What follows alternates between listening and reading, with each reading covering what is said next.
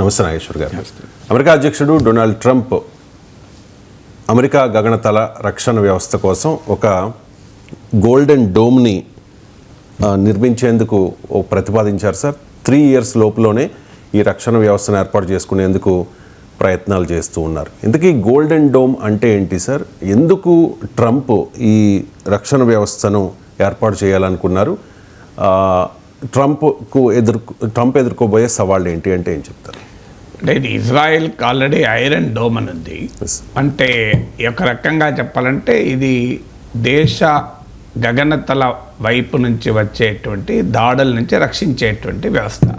ఒక రకంగా మనకు ఆ రోజు ఒక ఇన్విజిబుల్ అంబ్రెల్లా లాగా, అంటే ఎవరికి కనిపించని ఒక గొడుగు లాంటిది అనుకోండి. అంటే దేశం ఇప్పుడు మనము ఇటీవల భారత్ పాక్ల యుద్ధం చూసాం. మీకు ఆర్మీ ఎల్ఓసి క్రాస్ అయ్యి బార్డర్ క్రాస్ అయ్యి ఆర్మీ లోపలికి వెళ్ళడం ఏమి చూడలేము మనం. ఓన్లీ ఎల్ఓసి వద్ద ఘర్షణ మాత్రమే. నావీ వెళ్ళి దేశం మీద పడలే, ఓన్లీ కరాచీని గురిపెట్టి మాత్రమే ఉన్నారు. అంటే ఏదైనా అవసరం వస్తే జాయిన్ అయ్యటానికి. కానీ మొత్తం యుద్ధం చేసిందంటే ఎయిర్ ఫోర్సే. మీకు మన యుద్ధ విమానాలు, మన రాఫెల్ యుద్ధ విమానాలు, పాకిస్తాన్కు చెందిన F-16 యుద్ధ విమానాలు, J-10, JF-17, F-16 American made, J-10, JF-17 Chinese made యుద్ధ విమానాలు, మన ఎయిర్ డిఫెన్స్ వ్యవస్థ, వారి ఎయిర్ డిఫెన్స్ వ్యవస్థలే మాట విన్నాం మనం. సో ఈ ఇండో పాక్ వార్లో కూడా మీరు సమర్థవంతంగా పనిచేసింది ఎయిర్ డిఫెన్స్ అని విన్నాం. అమెరికా తయారు చేసిన F-16 యుద్ధ విమానాలతో, చైనా తయారు చేసిన J-10, JF-17 యుద్ధ విమానాలతో పాకిస్తాన్ మనపైన దాడి చేస్తే భారతదేశం సక్సెస్ఫుల్గా ఆ దాడిని తిప్పికొట్టగలిగింది. డ్రోన్లు, మిసైల్స్ని కూడా తిప్పికొట్టగలిగింది. ఎలా సాధించింది? దాన్ని ఎయిర్ డిఫెన్స్ సిస్టమ్ అంటారు. మన S-400 రష్యా నుంచి దిగుమతి చేసుకున్న ఎయిర్ డిఫెన్స్ వ్యవస్థ, అలాగే దేశీయ ఆకాశ్ ఎయిర్ డిఫెన్స్ వ్యవస్థ రక్షించింది. Captaincy is about making right decision whether on the field or off the field. इसलिए मैं कंट्री डिलाइट पर भरोसा करता हूँ. They deliver 100% pure buffalo milk to my doorstep by 7 AM. Don't just enjoy our matches. Enjoy village fresh buffalo milk too. Download the country delight app. అదే పాకిస్తాన్ వద్ద Chinese air defence ఉంటే దాన్ని మనం ఛేదించి Pakistan air బేస్లను కూడా అటాక్ చేయాలి. మన BrahMos missile Chinese made air డిఫెన్స్ను కూడా ఛేదించి నూర్ఖాన్ ఎయిర్ బేస్ని ధ్వంసం చేసింది. సో ఈ వార్లో మనకు ఎక్స్పీరియన్స్ ఏంటి? Air force, air defence. అంటే యుద్ధంలో ఎయిర్ ఫోర్సే క్లీనక్క పాత్ర పోషించవుద్ది. బార్డర్ అండ్ ఎయిర్ఫేర్ మొత్తం మీకు గగనతలం వైపు నుంచే జరుగుతుంది. గ్రౌండ్ ఒకప్పుడు మనకు రాజుల కాలంలో రాజ్యాల మీదకి సైన్యము దండయాత్రగా వచ్చారు. ఇప్పుడు సైన్యం దండయాత్రగా రారు. ఇప్పుడంతా ఆకాశ వీధిన గగనతలంలోనే యుద్ధాలు జరుగుతాయి. ఈవెన్ పూర్వకాలంలో కూడా మీరు గమనించారు, విలువిద్యనే చాలా ఎక్కువ ఉండే పవర్ఫుల్గా. సో అలా గగనతల యుద్ధంగా మారిపోతుంది. ఈవెన్ నిన్న మావోయిస్టుల పైన జరిగిన దాడిలో కూడా ప్రభుత్వం డ్రోన్లను, హెలికాప్టర్లతో సర్వేలెన్స్ చేసింది. సో అందువల్ల ఈ డోమ్ అనే ఆలోచన ఎందుకు వస్తుందంటే మారిన వార్ఫేర్ అనే అంటే మారిన యుద్ధ స్వభావం నుంచి వస్తుంది.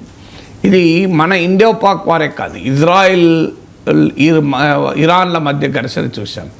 ఇరాన్ నుంచి వచ్చిన క్షిపణులన్నిటినీ, హిజ్బుల్లా నుంచి వచ్చిన క్షిపణులను, హూతీ వదిలిన రాకెట్లను, వీటన్నిటినీ కూడా ఇజ్రాయిల్ ఎయిర్ డిఫెన్స్ వ్యవస్థ అయినటువంటి ఐరన్ డోమ్ ఆ దేశంపైకి రాకుండా చాలా మట్టుకు ఆపింది. కొన్ని మాత్రమే టెల్ అవీవ్లో, ఇతర చోట్ల పడ్డాయి.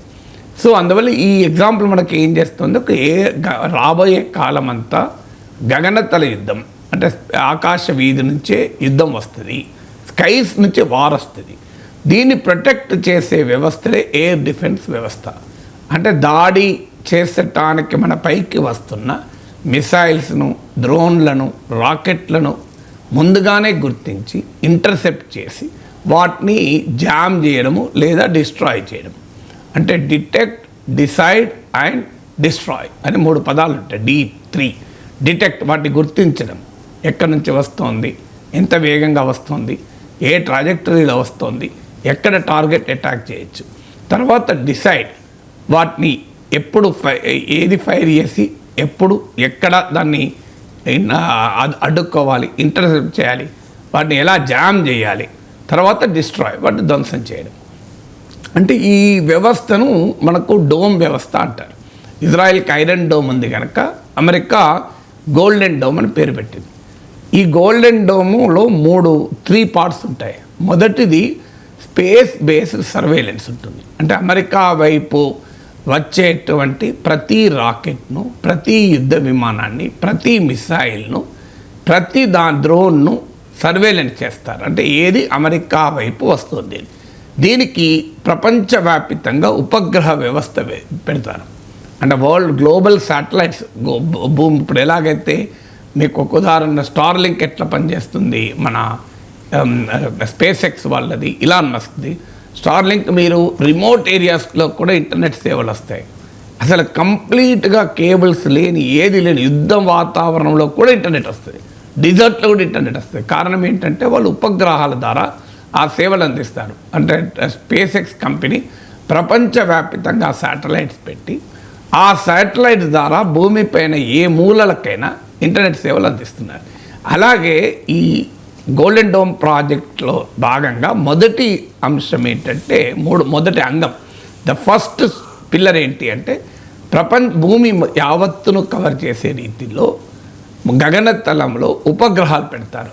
దాంతో ప్రపంచము భూమిపైన ఎక్కడి నుంచి ఏ చిన్న రాకెట్, మిసైల్, మీకు డ్రోన్ ఏది వచ్చినా దాన్ని గుర్తిస్తుంది. ఇక ఈ ఎయిర్ డిఫెన్స్ కూడా ఛేదించి వెళ్ళేటివి కూడా ఉంటాయి. ఇప్పుడు పాకిస్తాన్ ఎయిర్ డిఫెన్స్ను ఛేదించి పాక్ రేడార్లను కూడా గుర్తించకుండా మన బ్రహ్మోస్ మిసైల్ వెళ్ళి కొట్టేసింది. సో అది వేరే విషయం. కానీ మొదటి డైమెన్షన్ ఏంటంటే ఈ స్పేస్ అంతా కవర్ చేసే శాటిలైట్స్. రెండవది గ్రౌండ్ పైన గగనతలంలో మిసైల్స్ పెడతారు. అంటే మిసైల్స్ కావచ్చు, లేజర్ కూడా ఇవాళ వెపన్గా వాడుతున్నారు. సో మిసైల్స్, లేజర్ వెపన్స్ గగనతలంలో మోహరించి ఉంటాయి. అంటే ఎప్పుడైతే శాటిలైట్ ఇంకో పలానా రాకెట్ అమెరికా మీదకి దూసుకొస్తుంది, పలానా మిసైల్ దూసుకొస్తోంది అని గుర్తించడంతోనే దాన్ని జామ్ చేయడానికో అటాక్ చేయడానికి క్లియర్గా మిసైలు భూమి మీదకి వెళ్ళి సిద్ధంగా ఉంటుంది, అమెరికా గడ్డ మీదకి వెళ్ళి గగనతలంలో కూడా సిద్ధంగా ఉంటుంది. ఇది రెండవది. అంటే space base, ground base, missile infrastructure. మూడవది అమెరికాలో వివిధ ప్రాంతాల్లో ఉండే ఆర్టిఫిషియల్ ఇంటెలిజెన్స్ కమాండ్ సెంటర్స్ ఉంటాయి, ఏఐ కమాండ్ సెంటర్స్. ఈ ఏఐ కమాండ్ సెంటర్స్ ఏం చేస్తాయంటే ఎప్పటికప్పుడు శాటిలైట్స్ పంపించే డేటాను, ఇతరత్రా డేటాను రియల్ టైంలో ఎనలైజ్ చేస్తూ ఎక్కడి నుంచి ఈ మిసైల్ వస్తోంది, ఏ ట్రాజెక్టరీలో వస్తోంది, అంటే ఏ మార్గం ద్వారా అమెరికా వైపు వస్తోంది, ఎంత వేగంగా వస్తోంది, ఎక్కడ అటాక్ చేయొచ్చు గుర్తించి దాన్ని ఎక్కడ కొడితే అది పడిపోతుందో చెప్తుంది. ఇది ఏఐ కమాండ్ సెంటర్స్. ఇటీవల మనం భారతదేశం కూడా ఆపరేషన్ సింధూర్లో ఏఐ వాడాం, డిఫెన్స్లో వాడాం, అఫెన్స్లో వాడాం. ఇప్పుడు రేడార్ యుద్ధ విమానాల్లో అమర్చినటువంటి రేడార్ లాంటి వ్యవస్థలు పాకిస్తాన్ ఎయిర్ డిఫెన్స్ వ్యవస్థలో ఉన్న ఎయిర్ డిఫెన్స్ వ్యవస్థను స్కాన్ చేసి ఆ వ్యవస్థ మళ్ళీ ఆర్టిఫిషియల్ ఇంటెలిజెన్స్ ద్వారా దాన్ని రియల్ టైంలో ఎనలైజ్ చేసి పైలట్లకు గైడెన్స్ ఇచ్చింది. ఎక్కడ కొడితే పాకిస్తాన్ ఎయిర్ డిఫెన్స్ వీక్ ఉంది, ఏ పాయింట్లో కొట్టాలి అని పైలట్లకు గైడెన్స్ ఇచ్చింది. ఇది అఫెన్స్లో. డిఫెన్స్లో కూడా ఏంటంటే భారతదేశంలో ఉన్న ఎయిర్ డిఫెన్స్ వ్యవస్థలో వాడిన ఈ ఆర్టిఫిషియల్ ఇంటెలిజెన్స్ పాకిస్తాన్ నుంచి వచ్చేటువంటి మిసైల్స్, డ్రోన్లు ఏ మార్గంలో ఎంత వేగంగా వస్తున్నాయి, ఎక్కడ వచ్చి తాకవచ్చు గుర్తించి వాటిని ఎక్కడ అటాక్ చేస్తే, ఏ మార్గంలో వెళ్ళి అటాక్ చేస్తే డిస్ట్రాయ్ చేయొచ్చు అని ఆర్టిఫిషియల్ ఇంటెలిజెన్స్ ఆల్గరిథమ్స్ రియల్ టైంలో మన ఎయిర్ ఫోర్స్కు, మన ఆర్మ్ ఫోర్సెస్కు గైడెన్స్ ఇచ్చింది. సో మనం ఇది చేసాం. ఇదే ఇంతకన్నా చాలా అడ్వాన్స్ కంట్రీ కదా అమెరికా. సో అందువల్ల ఏఐ కమాండ్ సెంటర్స్ 3. అంటే ఒకటి భూమి అంతా, గగనతలం అంతా కవర్ అయ్యేలా శాటిలైట్స్. 2 భూమిపైన ఆకాశాన ఉండే మిసైల్స్. 3 AI command centres. ఈ 3 రకాల వ్యవస్థ కలిపితే గోల్డెన్ డోమ్ అంటారు. అంటే ఒక రకంగా అమెరికా వైపు ఏది కూడా రాకుండా ట్రంపే చెప్పాడు, భూమి అటువైపు నుంచి వచ్చిన, అంటే అమెరికా ఇటువైపు ఉంటే ఇంకో వైపు నుంచి వచ్చినా కూడా ఏమీ చేయలేని పరిస్థితి. ఆఖరికి స్పేస్ నుంచి వచ్చిన, అంటే వేరే గ్రహం నుంచి కూడా అటాక్ వచ్చినా కూడా ఈ డిఫెన్స్ వ్యవస్థ కాపాడుతుంది అని. దీన్ని గోల్డెన్ డోమ్ అంటారు. మీరు అడిగిన మొదటి ప్రశ్న గోల్డెన్ డోమ్ అంటే ఏమిటి అని. ఇక రెండవది, ట్రంప్ ఎందుకు ఆలోచిస్తున్నాడు దీనికి?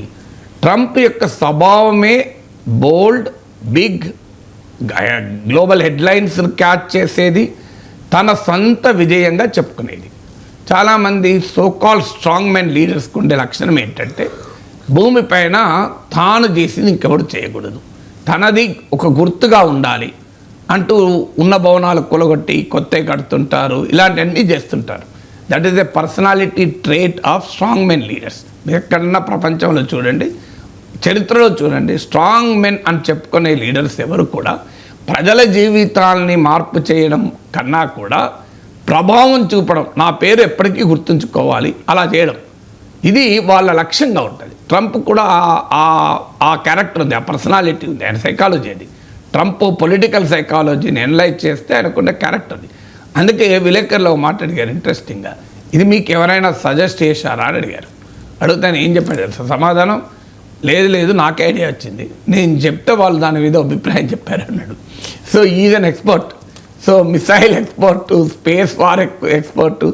మన అది నిజమా అంటే మళ్ళీ ఆయనే చెప్పిండు, రొనాల్డ్ రీగన్ మొదలుపెట్టిన దీన్ని నేను పూర్తి చేస్తున్నా అన్నాడు. మరి అంతకుముందు ఏమన్నాడు?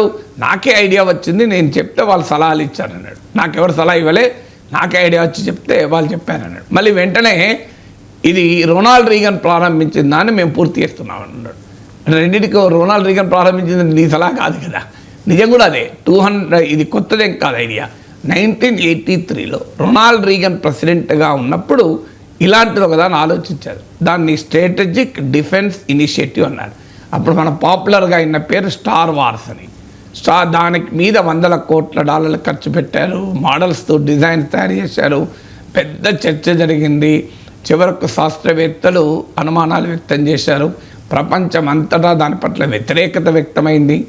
ఇది మిలిటరైజేషన్ ఆఫ్ అవుటర్ స్పేస్ అంటారు, అంటే రోదసీని కూడా మీరు మిలిటరీకరణ చేస్తున్నారని.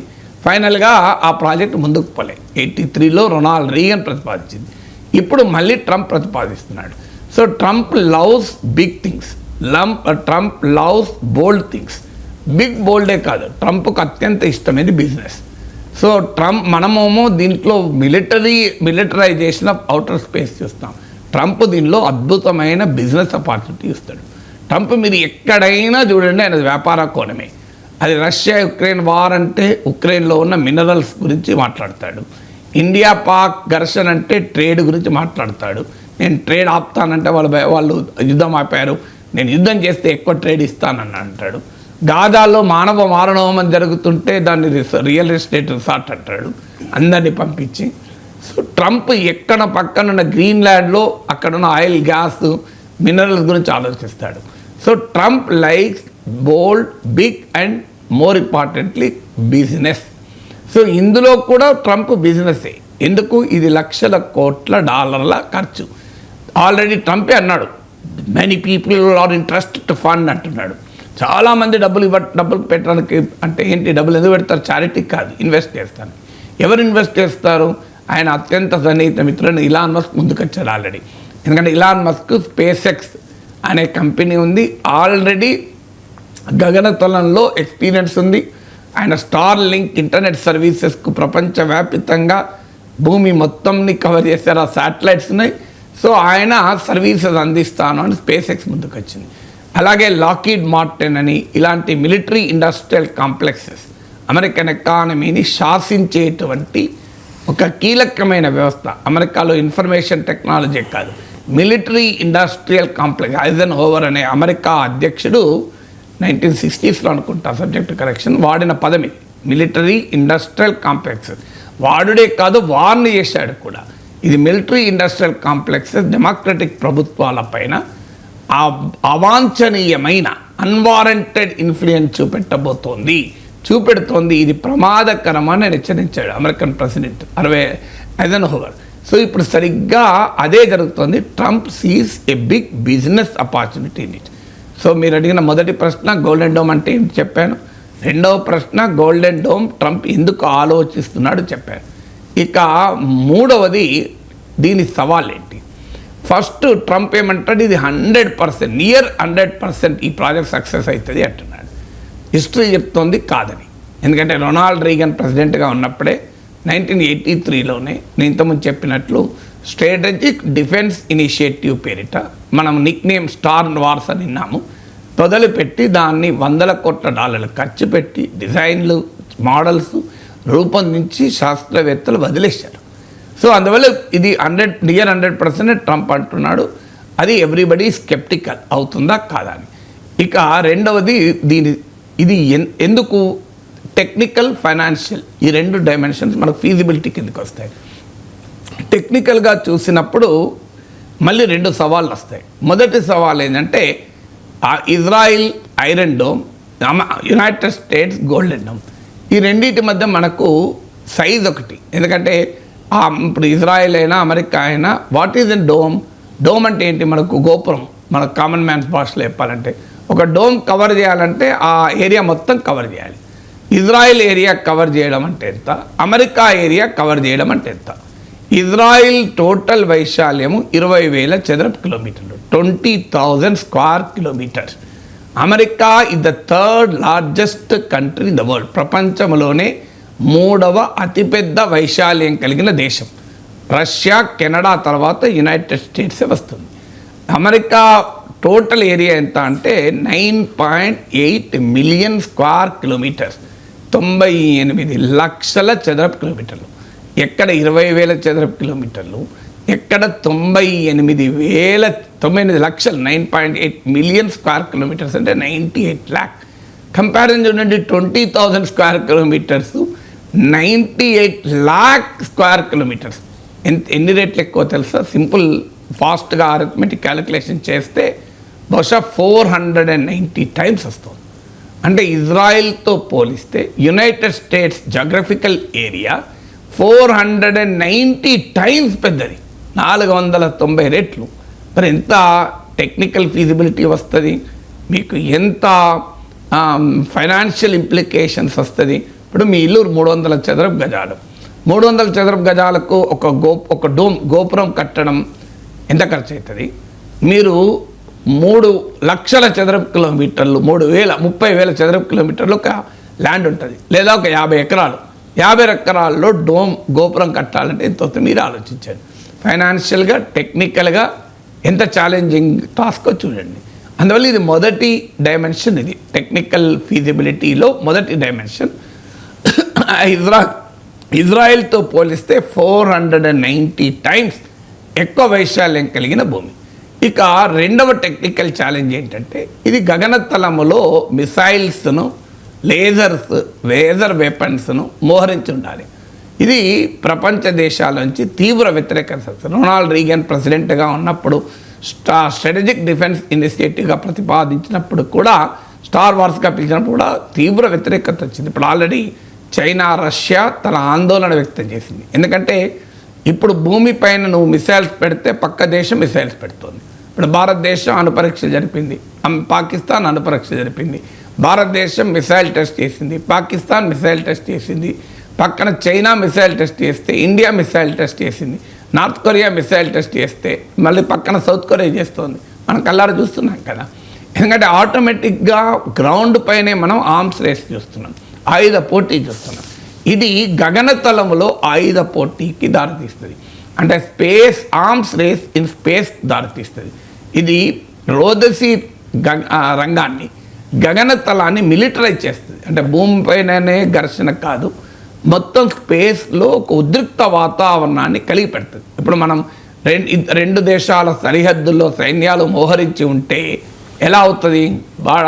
ఇప్పుడు ఎల్ఓసికి అటు ఇటు భారీ ఎత్తున సైన్యాలను ఇండియా, పాకిస్తాన్ మోహరించి పెట్టింది అనుకోండి. అంటే దాన్ని ఏమంటారు, మనం ఆపరేషన్ పరాక్రమం చేశాం అంటే అది అలా సైన్యాలు మోహరించి ఉన్నంత సమయం ఉద్రిక్తత ఉంటుంది. ఇది యుద్ధ సమయంలో ఉండే ఉద్రిక్తతను మనం అర్థం చేసుకోగలం. ఇప్పుడు అమెరికా ప్రతిపాదిస్తున్న గోల్డెన్ డోమ్ వల్ల 365 రోజులు కూడా యుద్ధ వాతావరణాన్ని తలపించేటువంటి ఉద్రిక్తత గగనతలంలో ఉంటుంది. ఎందుకంటే అమెరికా పెట్టుకుంటే మిగతా దేశాలు ఊరుకుంటాయా? చైనా ఊరుకుంటుందా? రష్యా ఊరుకుంటుందా? అమెరికా వల్ల తనకు సవాల్గా భావించే ఈ 2 దేశాలు ఊరుకోవు. భారతదేశం ఊరుకుంటే ఊరుకోవచ్చు, కానీ ఎందుకంటే మనకు అమెరికా సవాల్ కాదు, కానీ చైనా సవాల్ కదా, అమెరికా రష్యా సవాల్ కదా. మరి ఆ దేశాలు కాదు, Iran, north Korea, even Europe ఇప్పుడు నాటో నుంచి వచ్చిన ఒత్తిళ్లు చూస్తున్నాయి కదా. ఫ్రాన్స్, యూకే లాంటి వాళ్ళు అణ్వాయుధాలు కూడా తయారు చేసి పెట్టుకున్నారు కదా. ఇవాళ మిగతా యూరోపియన్ కంట్రీస్ కూడా మాకు న్యూక్లియర్ అంబ్రెల్లా ఎక్స్టెండ్ చేయమని ఫ్రాన్స్ని, యూకేని అడుగుతున్నాయి కదా. అందువల్ల ఇది మిలిటరైజేషన్ ఆఫ్ అవుటర్ స్పేస్కు దారితీసి అంటే గగనతలము యుద్ధ భూమిగా మారుస్తుంది. సో ఇది టెక్నికల్గా వచ్చే మరో సమస్య. ఇక ఫైనాన్షియల్గా వచ్చినప్పుడు ట్రంప్ చెప్పేది దీనికి $175 బిలియన్ వస్తుంది అని. అంటే 15 లక్షల కోట్ల డాలర్లు. 15 లక్షల కోట్ల డాలర్లు అంటే మీరు ఆలోచించండి, ఇది ఇంతే ఉంటుందా? ఎట్టి పరిస్థితుల్లో ఉండదు. మీకు ఒక్క ఉదాహరణ చెప్తాను. ఇజ్రాయిల్ ఐరన్ డోమ్లో వాడే మిసైల్, ఐ థింక్ పేరు సరిగ్గా గుర్తు, టామర్ మిసైల్ అనుకుంటాను, వెరిఫై చేయాలి. బట్ ఇజ్రాయిల్ ఐరన్ డోమ్లో వాడే మిసైల్ ధర $50,000, $50,000. అంటే ఒక చిన్న రాకెట్ను కొట్టాలన్నా వాడే మిసైల్ కాస్ట్ $50,000. ఇప్పుడు ఎన్ని మిసైల్స్ వాడాలి? మీకు 98 లాక్ స్క్వేర్ కిలోమీటర్స్ ఏరియాను గగనతలం వైపు నుంచి కవర్ చేయాలి అంటే ఎన్ని లేజర్ వెపన్స్ వాడాలి, ఎన్ని మిసైల్స్ వాడాలి, గ్రౌండ్ మీద ఎన్ని వాడాలి, స్పేస్లు ఎన్ని వాడాలి? ఒక్క మిసైల్ కాస్ట్, అది కూడా ఇజ్రాయిల్లో, ఎందుకంటే ట్రంపే చెప్తున్నాడు ఇజ్రాయిల్ కన్నా మోర్ అడ్వాన్స్డ్ అమెరికా పెట్టే గోల్డెన్ డోమ్ అని. అంటే ఐరన్ డోమ్కే ఒక మిసైల్కు $50,000 అయితే గోల్డెన్ డోమ్లో వాడే మోస్ట్ మోడర్న్ మిసైల్స్కి ఎంత ఖర్చు అవుతుంది? అందువల్ల ఇది $15 lakh కాదు, ఇంకా చాలా ఎక్కువైతుంది. ఆల్రెడీ అమెరికన్ ఎకానమీ తీవ్రమైన ప్రెషర్లో ఉంది. నాకు గుర్తున్నంత వరకు American economy, America GDP $29 trillion. ఇప్పుడు మన ఇండియా జీడిపి అరౌండ్ $4 trillion. అంటే $1 trillion అంటే $1,00,000 కోట్ల. సో మన జీడిపి $4 trillion అయితే, subject to correction, America GDP $29 trillion. కానీ అమెరికా డెట్ ఎంత తెలుసా? $35-36 trillion. అంటే అమెరికా జీడిపి కన్నా గణనీయంగా ఎక్కువగా మీకు అమెరికా డెట్ ఉంది. ఆల్రెడీ అమెరికన్ డెట్ పెరుగుతున్న అమెరికా ప్రభుత్వ ఫెడరల్ డెఫిసిట్ కూడా 6.9% ఉంది. మీకు ఇది 9%కు మారుతుంది 2000 త్వరలో అని చెప్పి అంచనాలు వస్తున్నాయి. సో ఈ డెట్ పెరగడం వల్ల ప్రపంచంలో టాప్ రేటింగ్ ఏజెన్సీస్ అన్నీ అమెరికాకుండే సుప్రీం రేటింగ్ను తగ్గించాయి. ఈ రేటింగ్ ఏజెన్సీలు క్రెడిట్ వర్తీనెస్ అంటారు, అంటే ఆ దేశానికి అప్పు ఇవ్వచ్చా ఇవ్వకూడదా అని. అలా క్రెడిట్ రేటింగ్లు ఇచ్చే ఫిచ్, S&P అండ్ మీకు మూడీస్. S&P 2011లోనే అమెరికన్ క్రెడిట్ రేటింగ్ను తగ్గించారు, అంటే హైయెస్ట్ ఉండే ఇదో AAA అని. సో ఇప్పుడు తగ్గించారు. లేటెస్ట్గా మూడీస్ తగ్గించారు, ఫిచ్ తగ్గించింది. అందరూ చెప్పింది ఏంటి? భారీగా పెరుగుతున్న అమెరికా ఫెడరల్ డెఫిసిట్, అలాగే భారీగా పెరుగుతున్న అమెరికన్ డెట్, దీనివల్ల మేము అమెరికా ప్రభుత్వ రేటింగ్ను చరిత్రలో మొదటిసారి, అంటే ఇంతవరకు ఈ రేటింగ్లు స్టార్ట్ అయ్యి దాదాపు 100 ఏళ్ళు అయిందేమో, ఈ రేటింగ్ల చరిత్రలో మొదటిసారి అమెరికన్ క్రెడిట్ వర్తీనెస్, అంటే అమెరికాకు అప్పు ఇవ్వచ్చా లేదా, అప్పుకు అమెరికాకు అర్హత ఉందా లేదా అన్నదాన్ని top 3 rating agencies S&P, Fitch, Moody's 3 తగ్గించేశాయి. అయితే దీన్ని బట్టి అమెరికాకి ఏదో దివాలా తీస్తుందని కాదు, ఎందుకంటే అమెరికాకున్న స్ట్రెంత్ కూడా ఇదే మూడీస్ రేటింగ్ తగ్గిస్తూ కూడా చెప్పింది. స్ట్రెంత్ ఏంటి? American dollar is the reserve currency. ఇప్పటికీ కూడా ప్రపంచమంతా అమెరికన్ డాలర్లలోనే దాచుకుంటుంది తప్ప వేరే దాంట్లో దాచుకోదు. Even today America is a technologically supreme country, innovation country. అందువల్ల American size of the economy కూడా చాలా పెద్దది. నీకు ఆదాయం ఎక్కువ ఉంటే అప్పు ఎంతున్నా భరించగలుగుతావు, లోటు ఎంతున్నా భరించగలుగుతావు. 20,000 జీతం ఉన్నవాడు లోటు భరించలేడు, 20 లక్షల జీతం ఉన్నవాడు లోటు పెద్ద లెక్కే కాదు. అందువల్ల ఈ 3 కారణాలు, size of the economy, technological and innovative character of the American economy, American currency ప్రపంచవ్యాప్తంగా రిజర్వ్ కరెన్సీ అని అందరూ దాచుకునే కరెన్సీ వల్ల డాలర్కు డిమాండ్. ఈ 3 కారణాల రీత్యా అమెరికాకు అప్పిస్తే ప్రమాదం ఏమీ ఉండదు. బట్ స్టిల్ రేటింగ్ ఏజెన్సీలు తగ్గించాయి. ఇప్పుడు మరి ఈ ప్రాజెక్ట్ పెట్టుకుంటే 15 లక్షల కోట్ల డాలర్లని ఇప్పుడే $175 బిలియన్, లేటెస్ట్గా ఇనీషియల్ బడ్జెటే $25 బిలియన్, $2,500 కోట్ల డాలర్లు.